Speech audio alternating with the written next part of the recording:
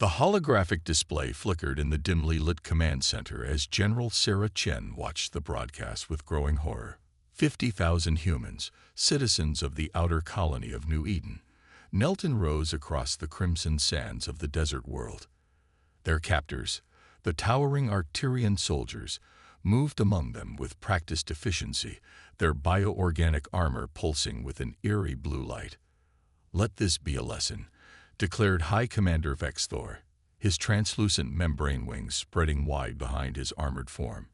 "Resistance against the Arcturian Empire will not be tolerated." Chen's fingers dug into the tactical display, leaving smudges on the holographic interface. Around her, the command staff of Earth's last remaining military installation stood in stunned silence. 20 years of war with the Arcturians had hardened them all. But this was different. The executions began methodically. The Arcturians' signature phase disruptors didn't just kill, they erased. Each blast reduced its target to constituent atoms, leaving nothing behind but a faint shimmer in the air, and the echoing screams of those who witnessed their loved ones vanish. "Turn it off," Chen ordered, her voice steady despite the rage building inside her. The display went dark, but the image remained burned into her mind. She turned to face her staff, noting the mix of horror and defeat in their eyes. Colonel Marcus Rivera, her longtime friend and tactical advisor, stepped forward. "They're broadcasting this across every human settlement, every colony world. The civilian government is already talking about surrender." "Surrender isn't an option," Chen replied, moving to the central strategic display. With a gesture, she brought up a map of known human and Arcturian territories. "They're not going to stop with New Eden. This isn't about submission.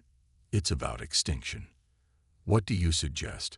Rivera asked, though his expression suggested he already knew the answer. Chen had always been known for her unconventional strategies, earning her both admiration and criticism throughout her career. "We go off-book," Chen said, her fingers dancing across the display, highlighting key military installations and research facilities. "Project Lazarus. It's time." A murmur ran through the command staff. Project Lazarus was Chen's contingency plan, deemed too risky by the civilian leadership.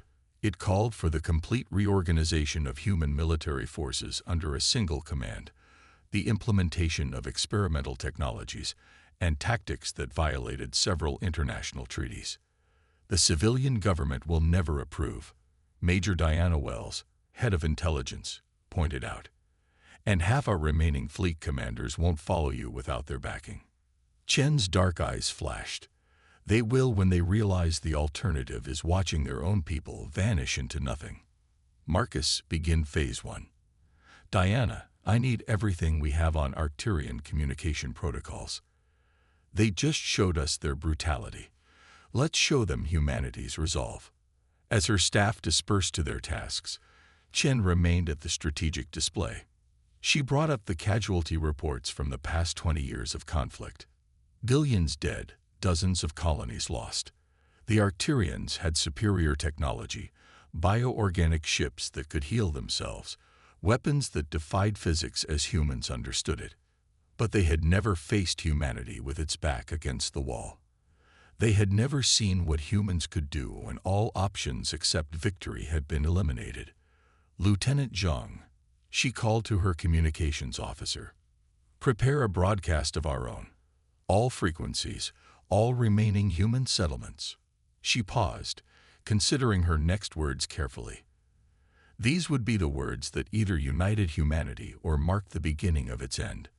"People of Earth and her colonies," she began, her voice carrying the weight of command and conviction. "Today we witnessed an atrocity. The Arcturian Empire believes they can break our spirit through fear. They believe that by erasing 50,000 souls, they can erase our will to resist."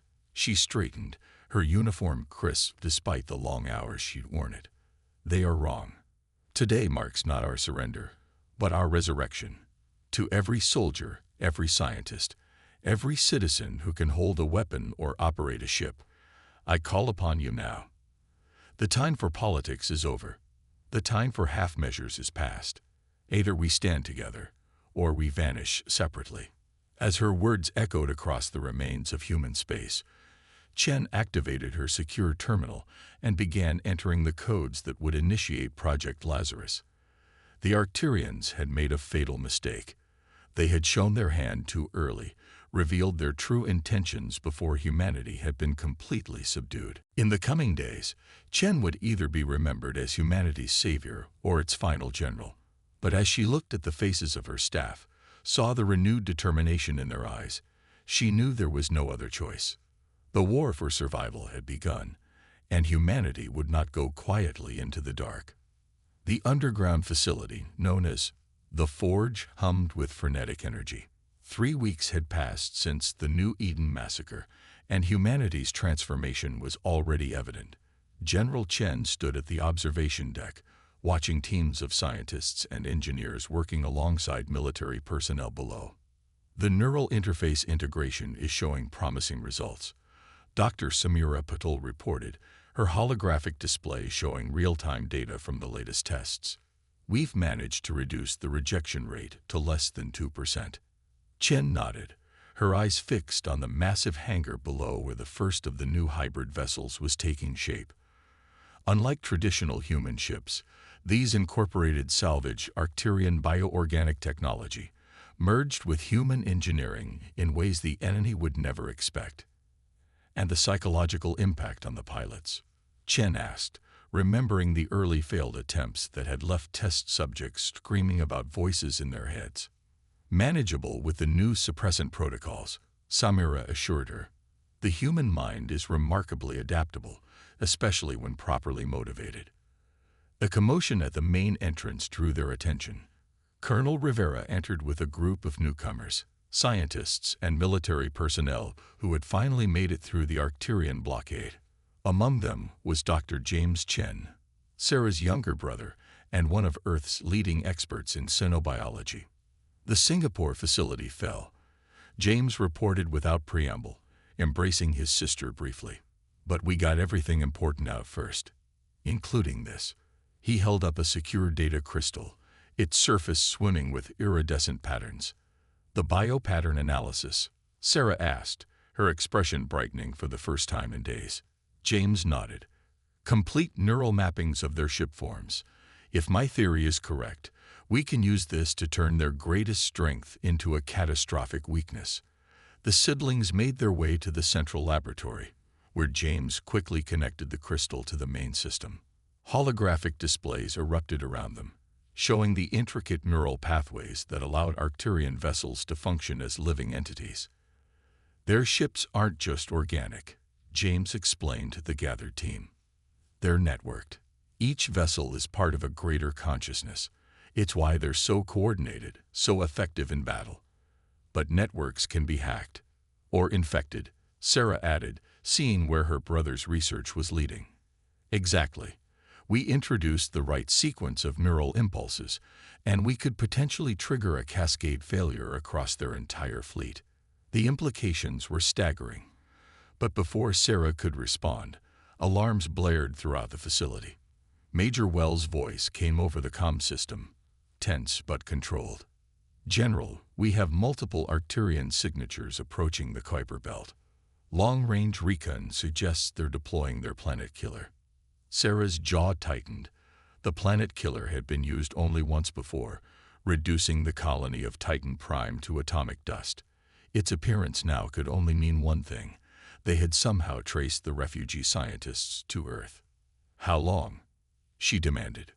"At current velocity, 72 hours until they're in deployment range." Sarah turned to the assembled team, her decision already made. "We just ran out of time for testing. James, how quickly can you weaponize that neural pattern?" 48 hours, minimum," he replied.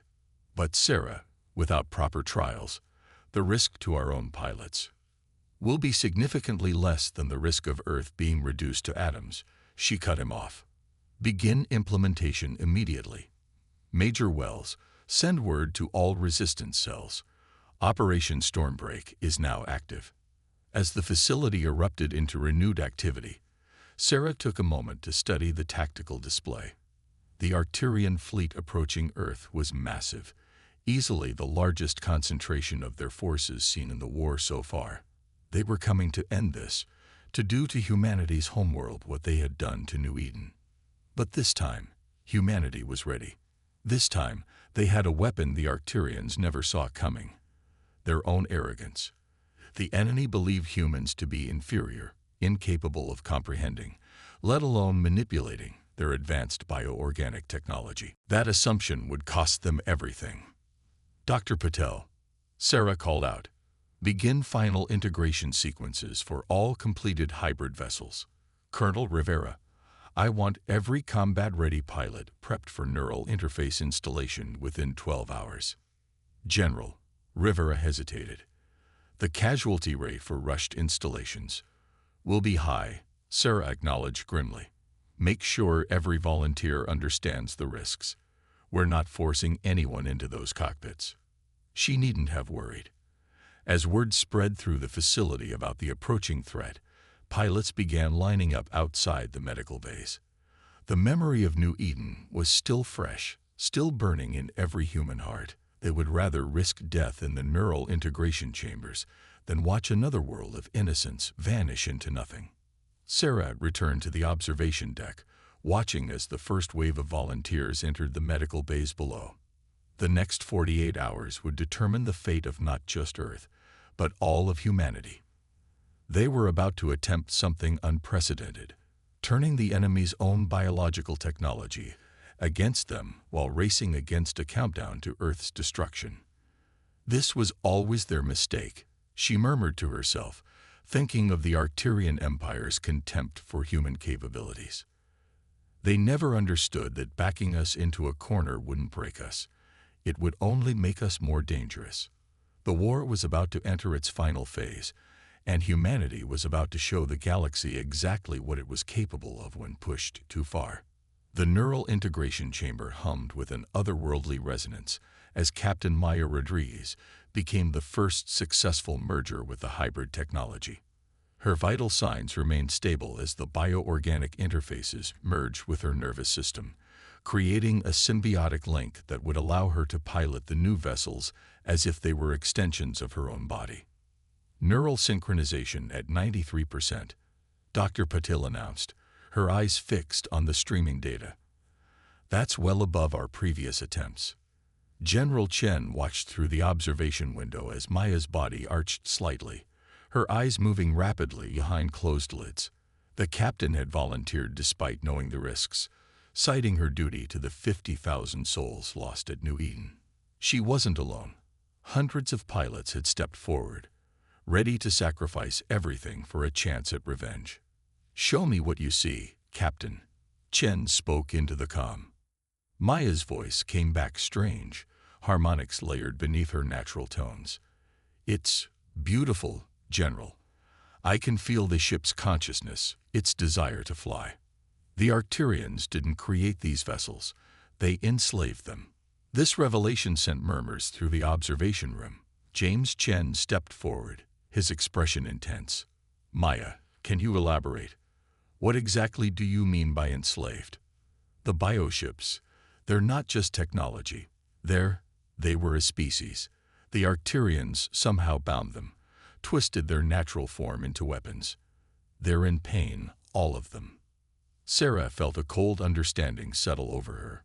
The Arcturians hadn't just conquered other species, they had literally transformed them into tools of war. The implications were staggering and potentially game-changing. James, she turned to her brother. Could this affect your neural weapon? He nodded slowly, already adjusting calculations on his tablet. If the ships retain even a fraction of their original consciousness, we might be able to do more than just disrupt their network. We could potentially free them. The facility shook suddenly, alarms blaring throughout the complex.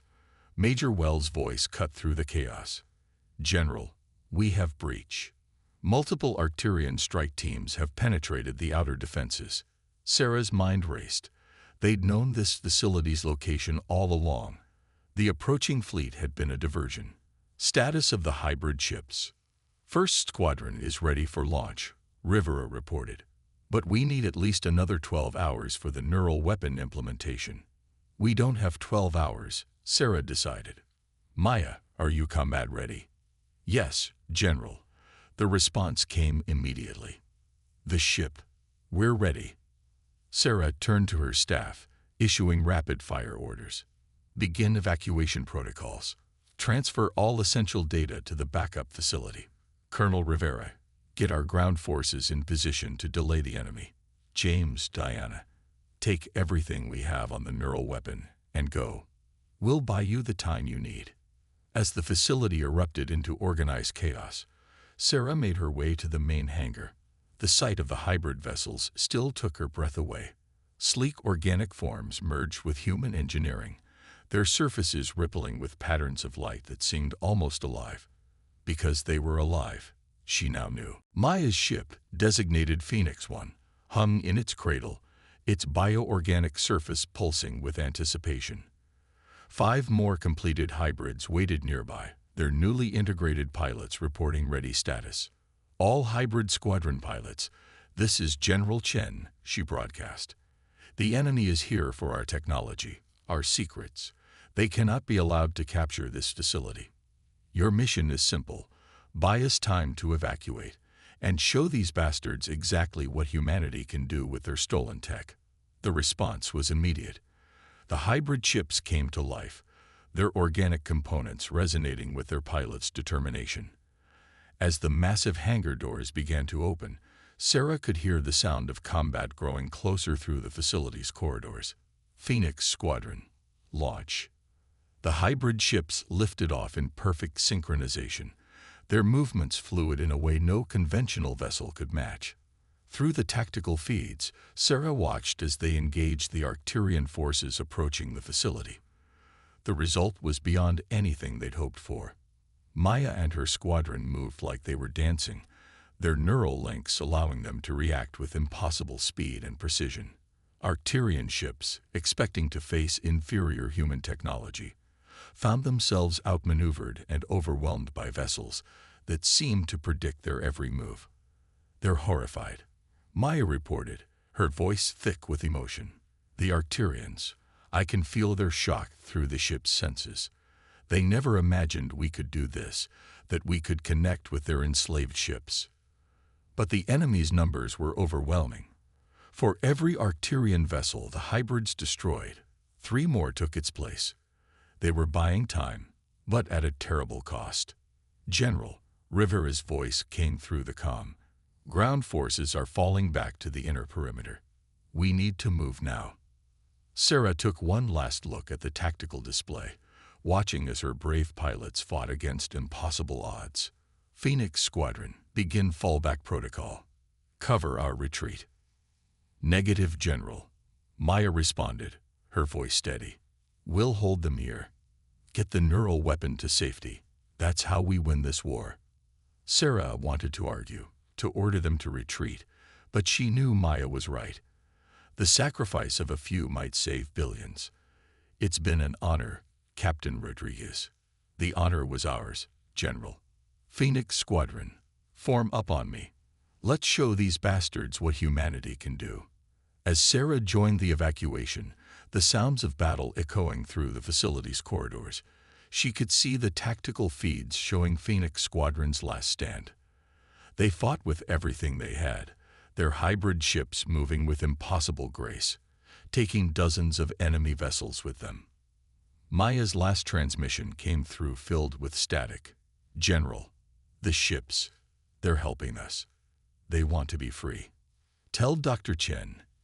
Tell him to save them all. Then the feeds went dark.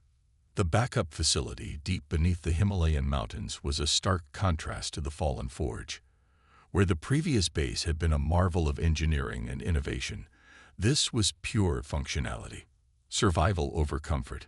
General Chen stood before the assembled leadership of humanity's resistance, her uniform still bearing scorch marks from the evacuation.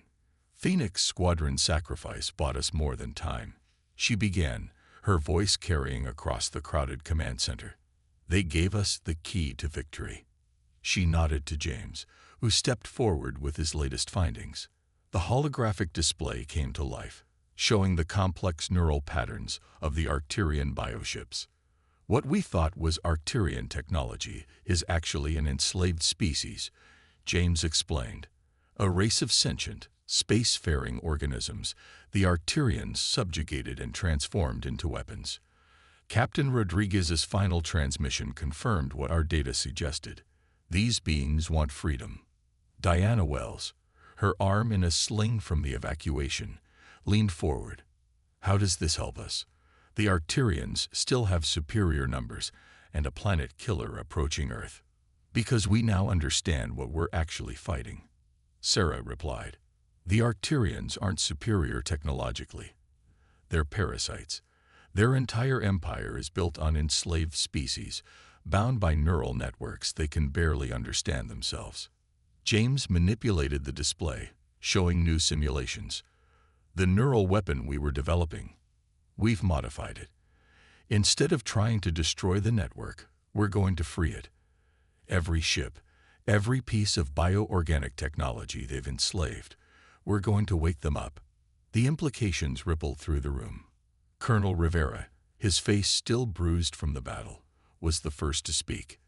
The entire Arcturian fleet will turn against them, Sarah finished. But we need to get close enough to implement the program, and we need to do it before they reach Earth. The tactical display shifted to show the approaching Arcturian armada. The planet killer sat at its heart, surrounded by layers of defensive ships. Getting close enough to transmit the liberation signal would be nearly impossible. I have a plan, Sarah announced. But I won't lie. It's desperate, and the cost will be high.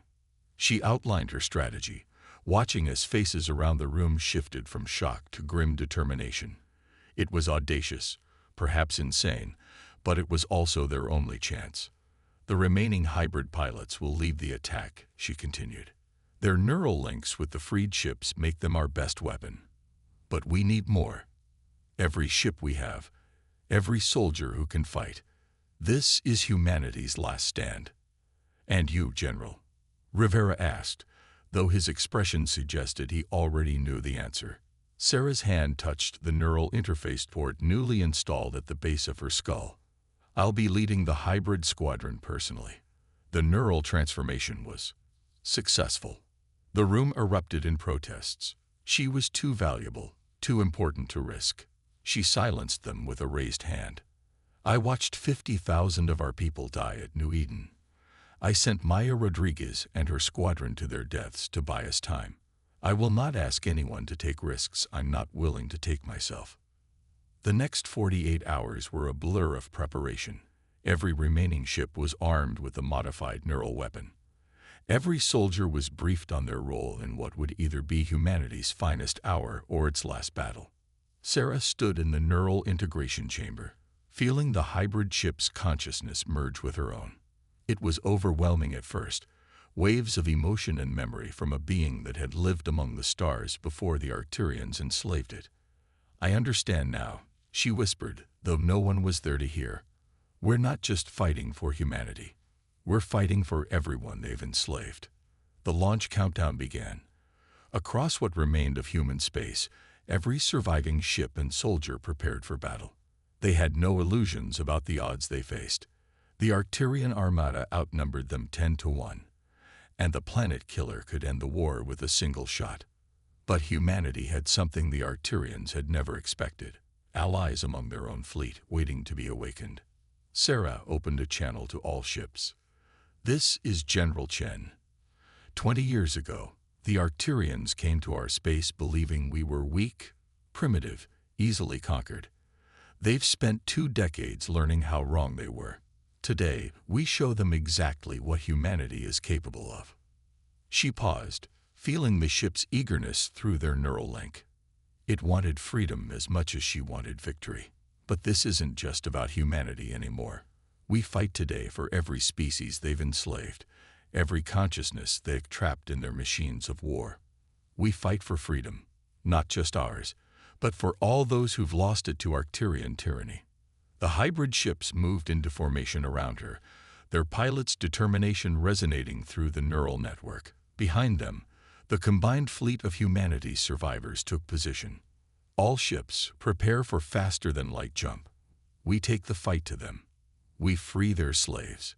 We end this. For Earth. For New Eden. For everyone they've ever tried to break. The stars blurred as humanity's fleet jumped toward its destiny, carrying with them the hopes of not one species, but many. The final battle was about to begin. The void between Mars and Jupiter erupted with light as humanity's fleet dropped out of faster-than-light travel. General Sarah Chen felt her hybrid ship's consciousness surge with anticipation as the massive Arcturian armada came into view. The planet killer loomed at its center, a twisted masterpiece of bioorganic engineering that dwarfed everything around it. All ships, battle formations, Sarah commanded, her voice steady despite the weight of the moment. Hybrid Squadron, prepare for primary insertion. Remember, we need to get close enough to transmit the liberation signal directly into their neural network. Through her neural link, Sarah could sense the enemy fleet's reaction to their arrival.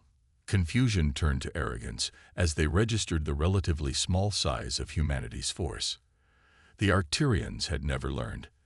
They still underestimated what humanity could accomplish when pushed to the brink. They're launching fighters, Colonel Rivera reported from the support fleet. Multiple attack formations.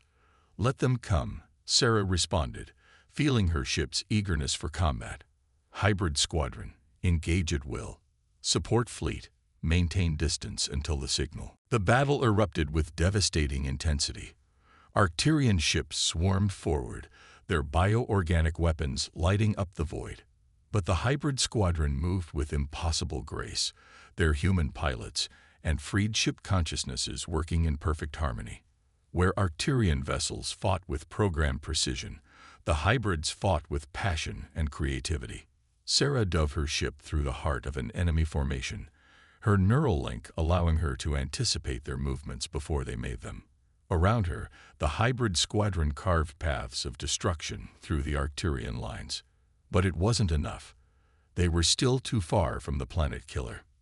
General, James's voice came through the comm.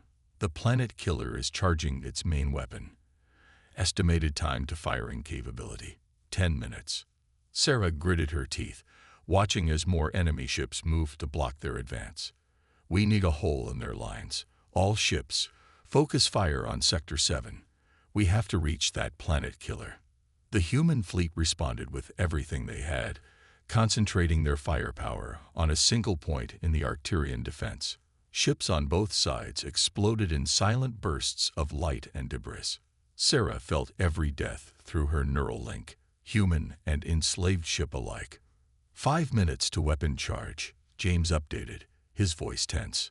Sarah made her decision. Hybrid Squadron, new orders. Follow my lead. We're going straight through. She pushed her ship to its limits, diving straight toward the thickest concentration of enemy vessels. The rest of the Hybrid Squadron fell in behind her, forming a spear point of desperate courage.